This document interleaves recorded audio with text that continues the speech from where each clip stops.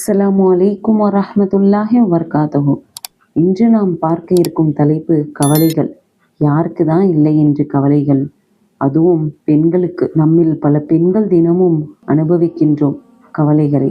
ஆனால் யாரிடமும் முழுமையாக சொல்ல முடியாத ஒரு விஷயம் அது கவலை. அது உள்ளுக்குள் ஒளிந்து வாழும் ஒரு வலி. வெளியே சிரிப்பும் உள்ளே சுமையும். எல்லோருக்கும் நிம்மதி கொடுக்க முயற்சி செய்யும் பெண் தன்னுடைய மனசுக்கு நிம்மதி கொடுக்க மறந்து போகின்ற அந்த ஒரு நிலை. சில இரவுகளில் தூக்கம் வராமல் தனியாக அழுந்து கொண்டிருக்கும் அந்த ஒரு தருணம். அப்போ நம்ம மனசுக்குள்ள ஒரு பயம் வரும், இந்த கண்ணீரை யாராவது பார்க்கிறார்களா என்று. அன்பான சகோதரிகளே, அந்த கண்ணீரை அல்லாஹ் பார்க்கின்றான். நீங்க யாருக்கும் சொல்லாத அந்த வலியை அவன் அறிவான். குர்ஆனில் அல்லாஹ் சொல்கின்றான், நான் மனிதனின் கழுத்து நரம்பை விட அவனுக்கு அருகில் இருக்கிறேன் என்று. இந்த அர்த்தம் என்ன தெரியுமா?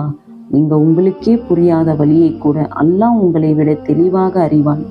பெண் என்பவள் ஒரு விசித்திரமான படைப்பு. அவள் தன்னுடைய தேவைகளை விட மற்றவர்களின் தேவையை முன்னிலைப்படுத்தி கொள்வாள். கணவன், பிள்ளைகள், குடும்பம், உறவு எல்லாத்தையும் சுமந்து கொண்டு எனக்கு எதுவும் வேண்டாம் என்று சொல்லி உள்ளுக்குள் மட்டும் மெதுவாக உடைந்து கொண்டிருப்பாள். ஆனால் அவள் உடைந்தாலும் வெளியே அது தெரியக்கூடாது. அப்படிதான் இன்றைய சமூகம் மாற்றி வைத்துள்ளார்கள் பெண்களை. ஆனா அல்லாஹ் என்ன சொல்கிறான் பாருங்கள். மனிதன் பலவீனமாக படைக்கப்பட்டுள்ளான். இந்த வசனத்தில் பெண்ணும் அடங்குவாள். நீங்க பலவீனமாக உணர்கின்ற நேரத்தில் அது ஈமான் இல்லாததற்கான அடையாளம் இல்லை. அது மனிதனின் தன்மை. அது ஒரு தாழ்வு இல்லை. அது அல்லாஹ் உங்களை அழைக்கின்ற ஒரு தருணம். சில பெண்கள் கேட்பாங்க, நான் இவ்வளவு தொழுகிறேன், துவா செய்கிறேன், ஆனால் என்னுடைய கவலை மட்டும் குறைவதாகவே இல்லை. கவலைகள் நம்மை உடைக்க வருவதில்லை, நம்மை மாற்ற வருகின்றது. நம்மை அல்லாஹ்விடம் இன்னும் நெருக்கமாக கொண்டு போக வருகின்றது. சில நேரங்களில் சிரிப்பில் கிடைக்காத நெருக்கம் கண்ணீரில் கிடைக்கும். நம்ம சிந்திச்சு பார்க்க வேண்டும் நபிமார்களின் வரலாற்றை. நபி யாக்கூப் அலைஹிஸ்ஸலாம் அவர்கள் தன்னுடைய மகனை இழந்த வழியில், என் கவலையும் என் துக்கமும் அல்லாஹ்விடமே நான் சொல்கிறேன் என்று சொன்னார்கள். மனிதர்களிடம் எல்லாத்தையும் சொல்ல முடியாத நேரம் வரும். ஒரு சில நேரம் சொல்லினாலும் புரியாது. ஆனா அல்லாஹ் ஒருபோதும் எனக்கு நேரமில்லை என்று சொல்ல மாட்டான். ஒரு பெண்ணுக்கு மிக பெரிய வழி எது தெரியுமா? புரியாமை. நீ இவ்வளவுதான் செய்தாய் என்று சொல்லப்படும் போது அவள் இரவெல்லாம் அழுதது யாருக்கும் தெரியாது.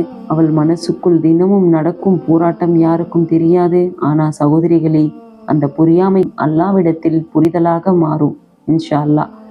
ஹாஜர் அலைஹிஸ்ஸலாம் அவர்களுடைய வாழ்க்கையில் நடந்த சம்பவம் நம்ம எல்லோருக்கும் ஞாபகம் இருக்கும் இன்ஷா அல்லாஹ். தண்ணீர் இல்லாத பாலைவனம், குழந்தை அழுகின்றது, உதவிக்கு யாரும் இல்லை, கண்களில் பயம், உள்ளத்தில் தவக்குல். அவர்கள் ஓடினார்கள், மலைக்கு மலை ஓடினார்கள். அந்த ஓட்டம் ஒரு தாயின் பதற்றம். அந்த பதற்றத்தை அல்லாஹ் வீணாக்கவில்லை. ஜம்சம் பிறந்தது. இன்று வரை உலகம் முழுவதும் ஒரு தாயின் சபரை நினைத்து குடிக்கின்றது. இதிலிருந்து நம்ம என்ன கற்றுக்கணும்? நீங்க ஓடுற ஓட்டம், நீங்க தாங்குற சுமை, நீங்க மறைக்கின்ற கண்ணீர், கவலை எல்லாமே அல்லாஹ்விடத்தில் மதிப்புடையது. இப்போது பயனில்லாமல் இருக்கலாம், ஆனால் சரியான நேரத்தில் அதுக்கான பதில் வரும். தாமதம் என்பது மறுப்பு இல்லை. சில பெண்கள் வெளியே சொல்லாமல் அவர்களுடைய திருமண வாழ்க்கையில் பல பிரச்சனைகள், குழந்தையின்மை, உறவுகளின் அலட்சியம், கணவனின் புரியாமை, பொருளாதார சுமை, இதெல்லாம் சேர்த்து மனசுக்குள் ஒரு பெரிய அமைதி இல்லாத நிலையை உருவாக்கும். அந்த நேரத்தில் நமக்கு யாராவது தேவை. எல்லோரும் இல்லாத நேரத்தில் அல்லாஹ் மட்டும் இருப்பான் சகோதரிகளே.